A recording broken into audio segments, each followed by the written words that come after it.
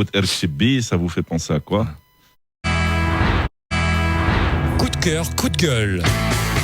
Alors la réponse d'Absamad, merci, on m'a fait Même pas c'est un gars très important dans les عبد enquêtes. الصمد اول مره واحد كيقول عليك شي حاجه زوينه ولقيتي تو trouver le moyen فهمتي de foirer le truc. C'est sympa. Xavier, coup de cœur ou le coup de gueule? Coup de cœur, si je vous dis Aït Yahya, Boumalinda Dest, Afraout, Erchibbi, ça vous fait penser à quoi? Ça vous fait penser un peu au désert marocain, au sud-est du Maroc. Et en fait, il s'est passé la grande course par étape du Titan Désert. Titan Désert, c'est une course qui existe depuis presque 20 ans bientôt.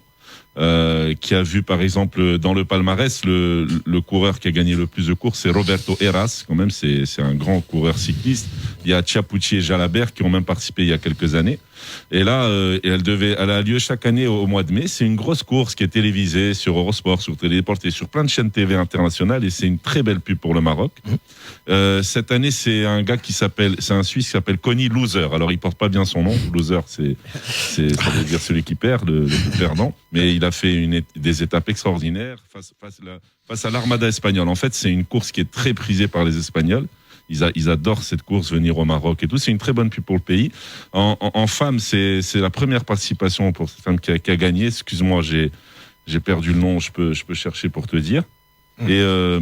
Et moi, je voulais parler de cette course parce qu'il y a un Marocain qui a fait 16e. Il y a une team Maroc qui court avec les beaux drapeaux du Maroc. C'est que mon rêve, c'est d'avoir une équipe marocaine cycliste au plus haut niveau, qui fait les grands tours, les classiques, etc. Donc, je voulais rendre hommage à Mohamed Zerhoun, qui, face à tous ces champions, finit 16e. Bravo. Et il faut voir ces courses, c'est dans le désert, dans les dunes. Parfois, tu dois mettre pied à terre parce que tu as des paysages extraordinaires, montagnes, dunes, sable, etc. C'est très dur. Il faut y aller à une certaine étape, il faut y aller sans GPS, sans rien. Et c'est très convivial. Les gens dorment dans les tentes.